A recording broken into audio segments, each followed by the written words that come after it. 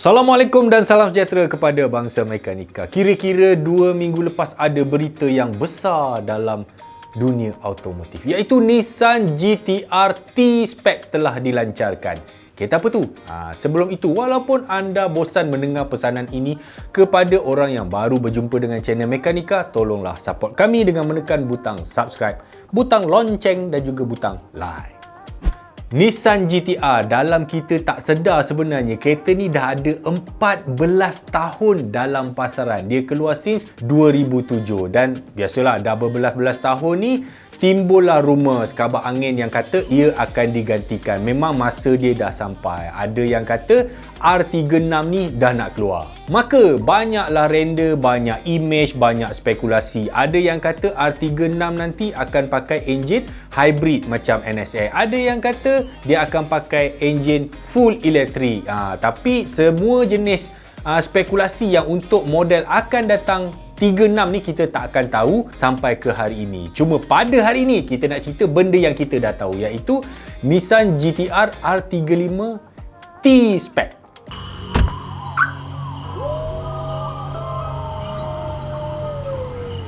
Betul kot tempat dia. Betul lah ni. Untung kami ingin membantu anda. Kalau tak ada bayar. Tok Fujiwara. Oi, ada orang. Dia kata Tok Fujiwara ni ada tangkal nak bagi start kereta. Esok saya ada sesi ta'aruf dengan pam tua. Malulah tu, kereta tak sedap. Kamu datang di tempat yang betul, anak muda. Kamu sabar. Tunggu sekejap.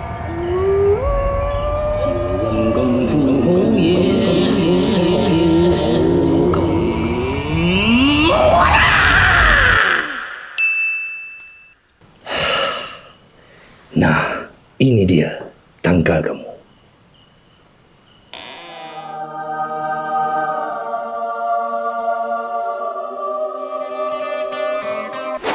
Nah, inilah dia. Gunalah Tresto. Tahan lasak, tahan lama dan harga berpatutan.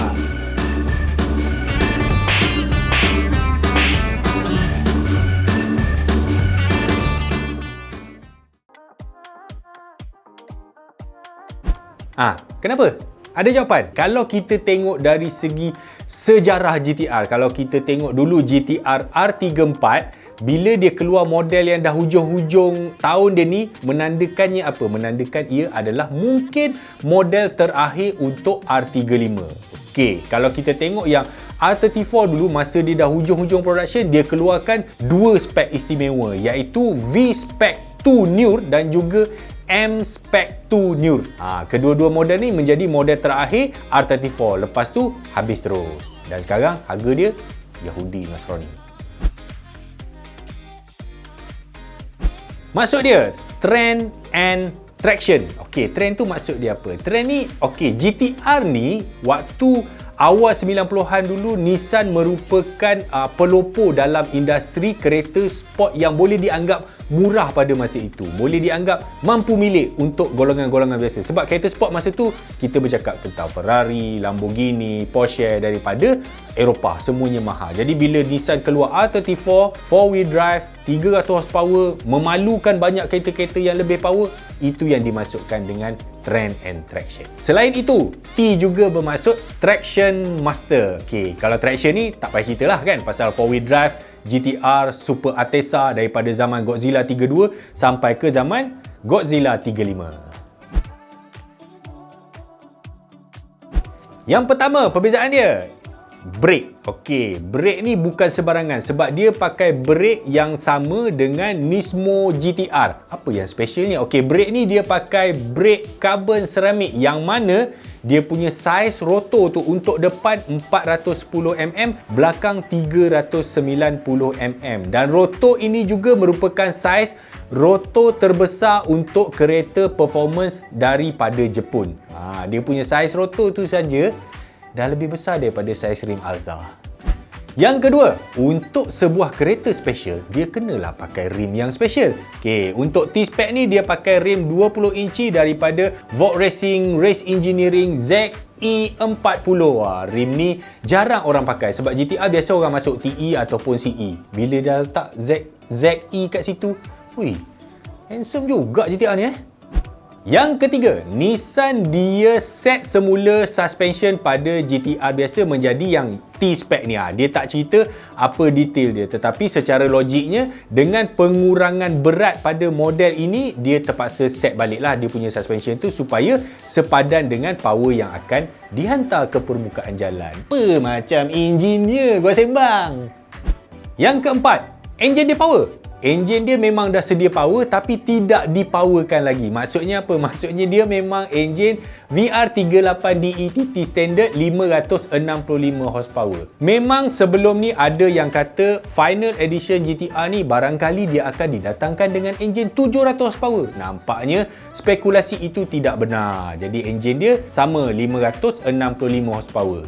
Bila kita buka bonet depan tu kan, macam sama je. Sebenarnya untuk orang yang pakai GTR dia nampak ada sedikit perbezaan. Yang mana kalau kita tengok dekat bahagian intake tu, dulu dia ada rocker cover plastik, tapi untuk T-Spec ni dia buang yang bahagian plastik tu, jadi nampak dia punya intake tu macam colour-colour gold macam tu. Special lah sikit, lain lah sikit pada GTR biasa. Berbanding dengan GTR Special Edition sebelum ni, yang ini mungkin nampak paling lain berbanding yang lain. Okey, sebab apa? Sebab dia punya seat, dia punya door panel, dia punya lower section dekat dashboard tu, dia letak warna apa?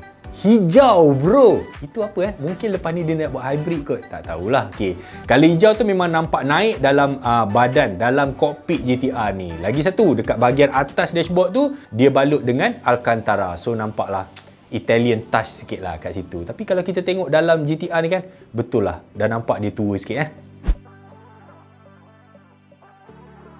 Perbezaan pertama dia ialah warna. Ya, yang ini dia datang dengan dua warna yang istimewa, yang mana menandakan warna terakhir untuk zaman R34 dulu, iaitu Millennium Jade dan juga Midnight Purple. Siapa yang hardcore R34 memang tahu dua-dua color ni. Dari segi kosmetik pula, sebenarnya overall dia tak banyak berbeza. Yang kita boleh nampak perbezaan dia tu dekat bonnet belakang tu, dia ada spoiler carbon fiber dengan semi gloss finish. Lepas tu sikit je dekat penutup trunk lid belakang tu ada logo T-Spec kecil. Dan Nissan dia ada logo baru tau. Dekat belakang tu dia letak logo baru Nissan, sama macam dekat depan. Itu saja tentang kosmetik GTR ni, tak banyak perubahan dia. Okey, jadi kalau saya suka kereta ni, kat mana kita nak beli? Untuk GTR T-Spec, dia hanya dikhususkan untuk pasaran Jepun sahaja dan cuma 100 unit sahaja yang dibina. Ya, 100 saja. Dan jika anda ada duit sekalipun, belum tentu boleh beli. Harga dia berapa? Harga dia dulu 16 juta yen atau kira-kira 606,000 ringgit. Itu belum tax, AP apa semualah. Most probably sejuta lebih lah kalau dia bawa kat Malaysia. Cumanya dengan 100 biji tadi, macam mana kalau orang berebut nak beli? Okey, Nissan dekat Japan dia buat sistem undian. Jadi dia mungkin lah tu, dia tulis atas borang, masuk dalam kotak kan. Dia cabut, siapa dapat beli dan dapat belilah. Hanya pembeli bertuah saja yang dapat memiliki Nissan GTR T-Spec ini. Okey, itulah tadi tentang Nissan GTR T-Spec, probably final edition. Memang respect sebenarnya kat Nissan ni. Dia bayangkan Nissan ni dalam keadaan sekarang. Okey, last 2-3 months dia baru launch Fairlady 400Z.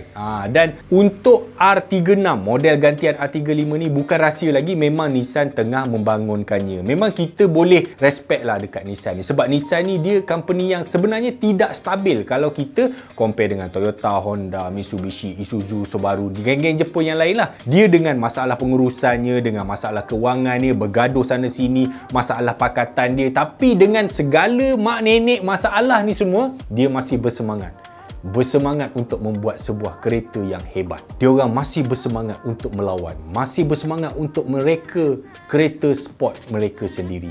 Itulah tentang Nissan. Okey, habis dah ni. Hari ni Abang Bras tak ada, dia sakit perut. Jadi sebagai penutup, jangan lupa guys, tekan subscribe, tekan like, tekan lonceng.